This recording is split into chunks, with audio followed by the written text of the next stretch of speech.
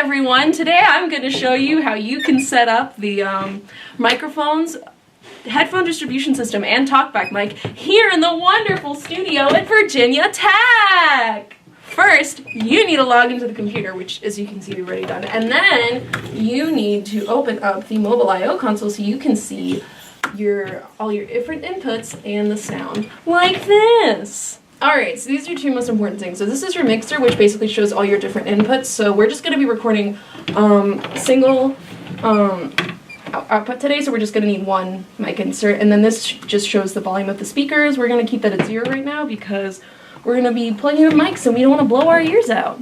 As you can see here, this is a cable that connects basically the speakers to the system. So first, what you're going to want to do is you're going to want to unplug this. Basically, it's just a precautionary step so that you don't risk blowing your ears out. So basically this is like the main recording room. As you can see, we have our lovely Yamaha. So this is where we're gonna record solo instrument.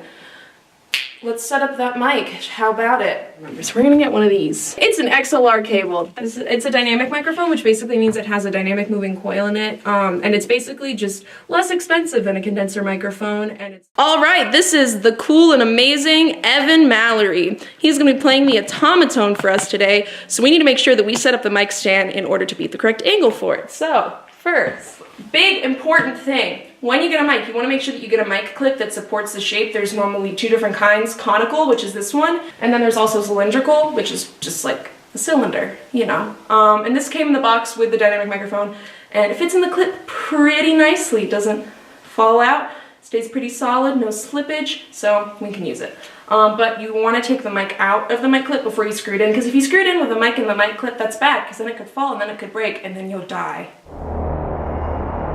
Alright, so now you have your mic cable, but before you connect it to the microphone, it's really important that technically this creates an electromagnet, but basically what you want to do is you want to coil the cable around the mic stand, and this is just going to give a preventative measure in case somehow someone steps on the cable or if it's accidentally yanked. It's not going to yank directly from the microphone and risk damaging it, so what you do is you just want to coil it around the mic stand, but with some slack. Be careful to also pay attention to the microphone cable, and so that you don't you know, add like more twist to it and like damage the cable itself. So you're just going to want to loosely coil that around, and even though this technically creates an electromagnet, our cable has enough shielding and everything, and it's a good quality of cable that this doesn't really matter.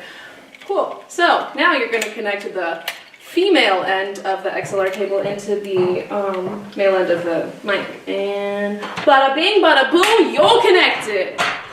Alright, so these are the different connectors into the studio room. So you want to just, since we're in room A, we're going to be connecting, these are all room A connectors, but you want to take note of the number because that's going to correspond to your patch bay input in the control room.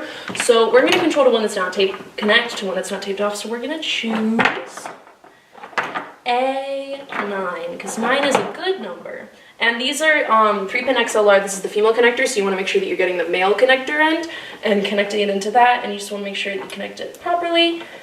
So now that you have your mic connected in whichever room you're using, we're using room A, but there's also a bunch of different other rooms. Maybe later we'll show you the, what is it? The dead room. It's great. It's really bad. It's creepy. Anyways, now you want to get your 1/4-inch audio long frame. This is not a 1/4-inch TRS. That is different. If you use that in the audio patch bay, it will be bad and break, and don't do it. So 1/4-inch audio long frame.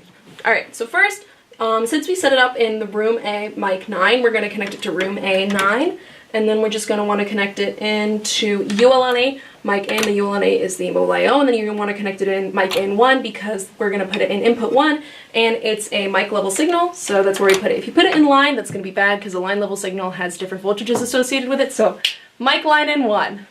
Alright, so now that you got your mic connected to the system and you got your beautiful solo instrument in the recording room, you're going to want to go ahead and check the levels. So, okay, so basically what you want to do is you want to make sure that you have a gain set to the input that has a peak hold at around -12 dB, as you can see in here. And so I'm using the actual physical dials, but you can also use the one in here to edit it and turn it down, which is what we want to do. So basically you can use Command D on the keyboard to just continuously check, to reset the peak hold, and just keep checking as your players. Alright, perfect. So that's at a perfect peak hold at around -12 dB. We don't want it to really go above that, because if we do, we could introduce clipping, which would distort the audio, and that's just not fun. Alright, so now we are going to set up the headphone distribution system, which is represented by these lovely pair of headphones here, and this is the actual Aviom headphone distribution system. These headphones are actually not connected, so it's this pair of headphones that we're going to use for the headphone distribution system. So let's go. So this is the, I don't know why this is disconnected. I'm gonna go ahead and connect that. So this is basically the system for the headphone distribution system. You can see we have a bunch of lovely, lovely Ethernet cables. Basically, you can see right now it is off, and in order for the headphone distribution system to work, we need it to be on. All right, so now you can see the headphone distribution system is on because it's connected via lovely, lovely Ethernet, and since we turned it on, it's working. Okay, so now that we have the headphone distribution system turned on, we want to connect the TalkBack mic because that is also going to plug directly into it. And this is a cool little cable that we use. This is basically XLR female to audio long frame. And I mean, you can also just use an XLR cable and then get like an adapter from XLR male into audio long frame or female. It doesn't really matter. You just want to make sure that you have the female side to connect it to the microphone. But this is cool because you don't need any adapters. It's just one cable. So first you just want to plug your, just like you did with the other mic, you want to plug it in, make sure it hasn't give, and then we're going to put this over here next to everything. Actually, we want to make sure that's properly screwed into this cute little baby mic stand.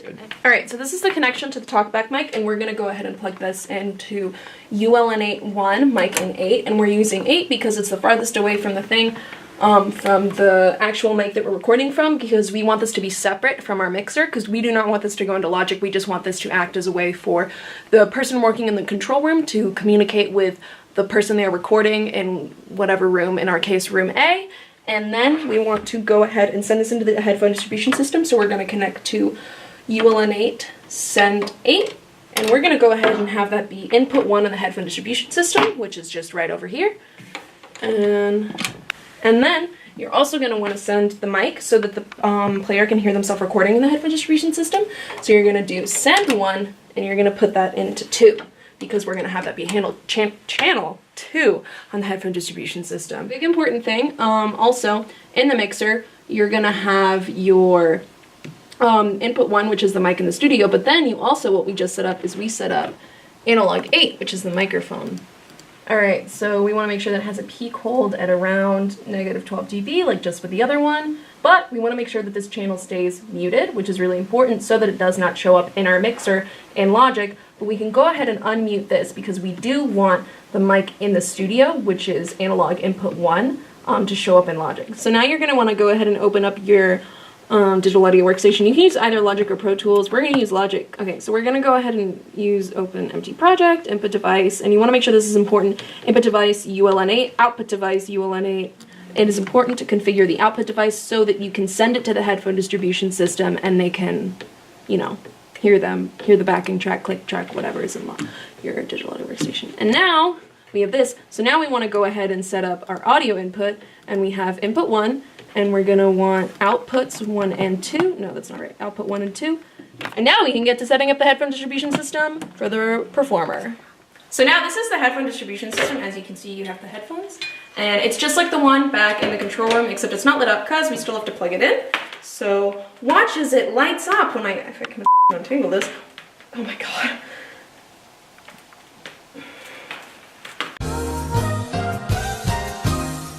Alright, so now that you have your cable entangled, and watch as it lights up when I plug it into Ethernet.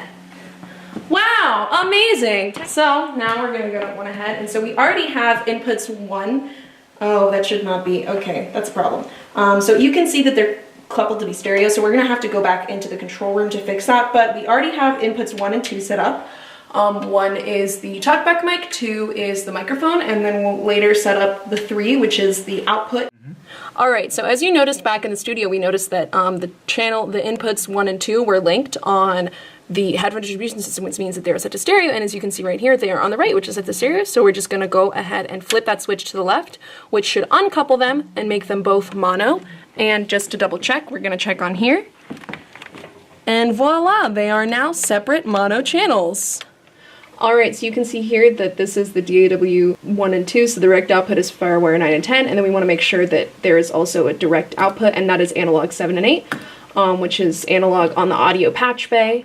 We have to make sure that the digital audio workstation is going to freed up analog outputs, so the ones that are free are 7 and 8, so we're going to connect that to it, and that should be good. Also, one more thing that you want to make sure of is you want to go into the actual Mobile I/O console mixer, not just the straight mixer, and you want to make sure that you have the correct setting, because and this is set to line, so that means it's correct, because while you might see that you are getting a signal in here when you play from Logic, as you can see, you might, if it's not set to the correct signal, you might not actually get it in the Mobile I/O console. Alright, and so now that we've configured everything completely properly, because it took us a minute, we can now plug our speakers back in, and make sure you have the volume off for this, because you know how when you like plug your headphones into your phone you hear the little crackling? We don't want that on these really loud speakers, so you want to turn the volume or the gain off before, and then you plug it in. And so now, now that we've plugged the speakers back in, you just want to make sure that they're working, so we're going to go ahead and play from Logic, and then to make sure that you can hear sound from the speakers as well. Woohoo! And then you can control the gain from there, but we're not going to really need that because we have the headphone distribution system, so now we can go ahead and hear the lovely Evan record, and wait. Alright, so we need to make sure that we're going to have the, we don't need the metronome for him, but we're going to go ahead and start recording, and we'll give him a signal to go.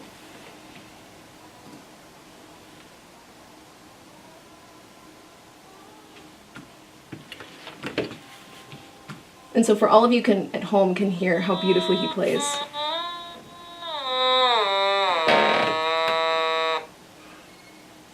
What a beautiful instrument.